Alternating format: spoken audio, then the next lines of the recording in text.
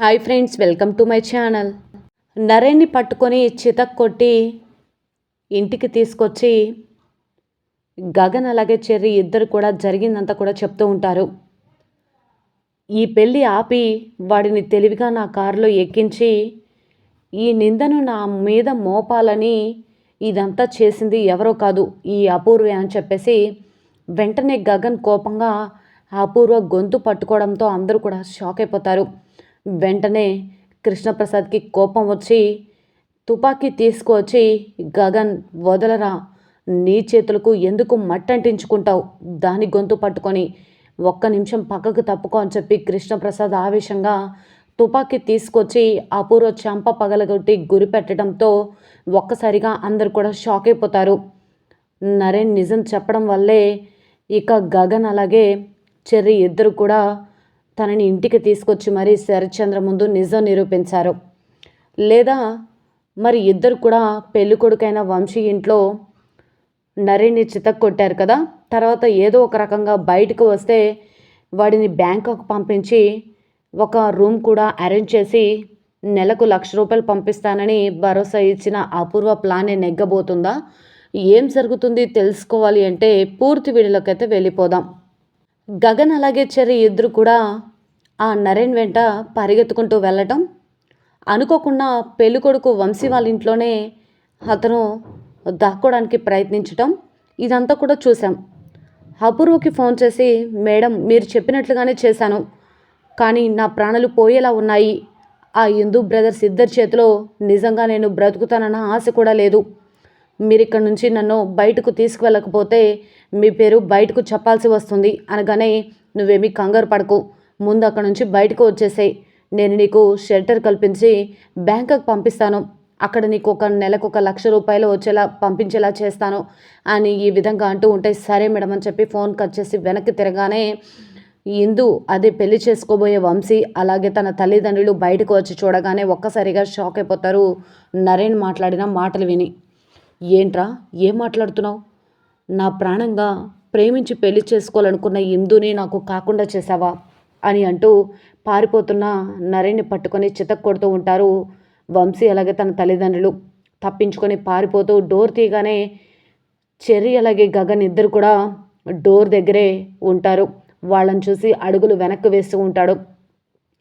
వంశీ మాత్రం బాగా కొడుతూ, నా ప్రాణంగా ప్రేమించిన ఇందుని నాకు కాకుండా చేశావు కదరా, నీకు నేనేం అన్యాయం చేశాను, ఇదంతా ఎవరు చేపించారు అని ఈ విధంగా అంటూ ఉండగా ఏం మాట్లాడాలో అర్థం కాక అలానే చూస్తూ ఉంటాడు. అటు ఇటు కూడా ఎంతసేపటికి పారిపోవాలని చూస్తాడు, కానీ అపూర్వ పేరు మాత్రం బయటకు చెప్పాలని అనుకోడు. వెంటనే గగన్ అలాగే చెర్రీ ఇద్దరు కూడా బాగా కొడుతూ ఉంటారు. కొడుతున్నా కూడా, చెర్రీ కొట్టినా కూడా, ఎవరు కొట్టినా నరేన్ మాత్రం నిజం బయటకు చెప్పడు. అపూర్వ అలాగే ఇక గోరింటాకు పిన్ని ఇద్దరు కూడా మాట్లాడుకుంటూ ఉంటారు. ఏంటే నువ్వు చెప్పింది వింటే నాకు భయంగా ఉందే అమ్మాయి, అసలు ఏం జరుగుతుందో ఏమో. ఆ నరేన్ గాడికి ముందే ఇన్ఫర్మేషన్ ఇద్దామంటే వాడేమో ఫోన్ లిఫ్ట్ చేసినా కూడా ఫోన్ వినపడి చావలేదు.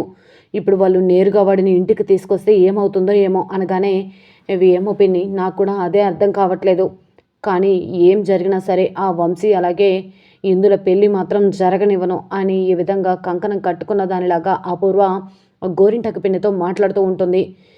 ఏమో, ఏం జరిగితే అదే జరుగుతుంది, కానీ పిన్ని నాకెందుకు టెన్షన్, నరేన్ని హాయిగా బ్యాంకాక్ పంపించేస్తే ఒక పని అయిపోతుంది, అసలు ఇది నేనే చేశానని ఎప్పటికీ ఎవరికి తెలియదు అని అనుకుంటూ ఉంటారు.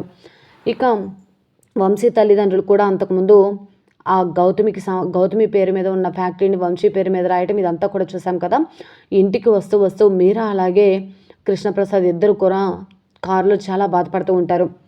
ఇందుని ప్రేమించి పెళ్లి చేసుకుంటాననుకున్నాను, కానీ తనని అర్థం చేసుకుంటాడనుకున్నాం, కానీ ఆ నిందను మనమే నిజం చేసేలా వాళ్ళు ఫ్యాక్టరీ రాసివ్వమంటారని అనుకోలేదు అనగానే వెంటనే మీరా, ఇదంతా ఆ గగన్ వల్లే జరిగింది, ఆ గగన్ లేకపోతే ఈ పాటికి నా కూతురు పెళ్లి జరిగిపోయేది, వాళ్ళ కాళ్ళు వీళ్ళ కాళ్ళు పట్టుకోవాల్సిన అవసరం లేకుండా పోయేది కదా అని ఈ విధంగా అంటూ ఉంటే, నీకు ఎన్నిసార్లు చెప్పాలి మీరా, ఇప్పుడు చెర్రీని నువ్వు ఎంతగా నమ్ముతున్నావో నా కొడుకైనా గగన్ కూడా అంతే అనగానే, నా కొడుకు అని చెప్పి వింతలా వెనకేసుకొస్తున్నారు మీరు, మీకు ఎలా చెప్తే అర్థమవుతుందో నాకు ఇంకా అర్థం కావట్లేదు, ఏం జరిగినా సరే నేను మాత్రం ఆ గగన్ని అస్సలు ఊరుకోను, నా కూతురు పెళ్ళి చేయకపోతే ఖచ్చితంగా ఊరుకోను అన్నట్లుగా మీరా మాట్లాడుతూ వెళ్ళిపోతుంది.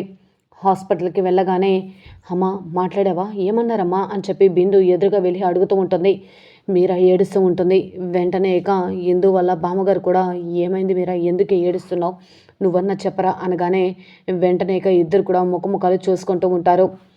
అది వాళ్ళు అస్సలు ఒప్పుకోవట్లేదు, ఇందు తప్పు చేసిందని అంటున్నారు అనగానే చెప్పాను కదా, ఆయన దృష్టిలో నేను చెడ్డదానిగా బ్రతికే కంటే వేరే వాళ్ళను పెళ్లి చేసుకోవడం కంటే నా ప్రాణాలు పోయినా నేను సంతోషంగా వదిలేస్తాను అని మాట్లాడుతూ ఉంటే, ఇందు నువ్వు అలా మాట్లాడకమ్మా, నీకు అతనికంటే మంచి సంబంధం తీసుకొచ్చి పెళ్లి చేస్తాం, నువ్వు అలా అనుకోవద్దు, బాధపడద్దు అని కృష్ణప్రసాద్ అంటూ ఉంటారు.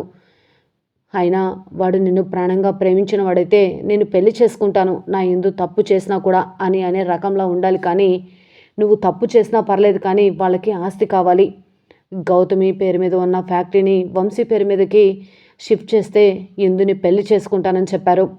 ఇందుని ప్రేమగా ప్రేమించేవాడు భర్తగా రావాలి, కానీ ఆస్తిని ప్రేమించేవాడు కాదు అని ఈ విధంగా అంటూ మీరని లాక్కొచ్చానని చెప్పి చెప్తూ ఉంటే, చూసావు కదా నాయనమ్మ, అయినా వాళ్ళు అడిగింది ఒక్క ఫ్యాక్టరీ కదా, ఒక్క ఫ్యాక్టరీని మనం పేరు మీద రాస్తే ఏమైపోతుంది, అయినా మీకు మనసొప్పితే ఇదంతా చేస్తారు అని ఈ విధంగా అంటూ ఉంటే, నీకు ఎలా చెప్తే అర్థమవుతుంది ఇందు, నీకు ఎంత చెప్పినా అర్థం కావట్లేదు, అసలు ఇదంతా ఎందుకు జరిగింది, ఎలా జరిగిందని ఆలోచించటం మానేసి నువ్వు ఇలా కక్ష పట్టుకొని కూర్చుంటే ఎలా, ముందు ట్యాబ్లెట్స్ వేసుకో అనగానే, లేదు ఎన్నిసార్లు చెప్పాలి నేను ట్యాబ్లెట్స్ వేసుకోనని అని ఇందు అంటూనే ఉంటుంది కదా. ఇక వెంటనే చెర్రీని అలాగే గగన్ ఇద్దరు కూడా లాక్కొని నేరుగా ఇంటికి తీసుకొని వస్తారు నరేన్ని తీసుకొచ్చి శరత్చంద్ర కాళ్ళ దగ్గర పడేయడంతో అపూర్వ అలాగే గోరింటాకు పిన్ని అందరూ కూడా షాక్ అయిపోతారు. వెంటనే వీడు ఆ పెళ్ళిలో ఇందుని ప్రేమించనన్నాడు అతను కదా అనగానే, అవును అతనే, వాడే ఇందుని ప్రేమగా ప్రేమించానని చెప్పాడు కదా అని ఈ విధంగా అంటూ ఉంటే, వెంటనే మేడం వీళ్ళు నన్ను చంపేసేలా ఉన్నారు, మీరే కాపాడాలి మేడం అని చెప్పి అపూర్వ వైపు చూసి అడుగుతుంటే, అపూర్వ నిన్నెందుకు కాపాడుతుంది అని ఈ విధంగా అంటూ ఉంటారు.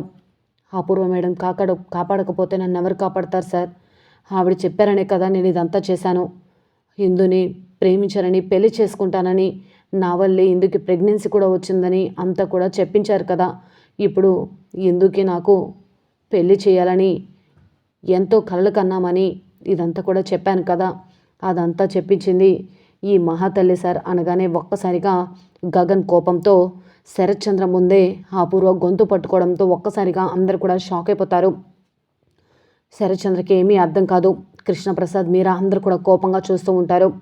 వెంటనే కృష్ణప్రసాద్ అపూర్వ గొంతు పట్టుకున్న గగన్ని విడిపించేసి పైకి వెళ్ళి తుపాకీ తీసుకొచ్చి అపూర్వ చెంప పగలగొట్టి గురి పెట్టడంతో అందరూ ఒక్కసారిగా షాక్ అయిపోతారు.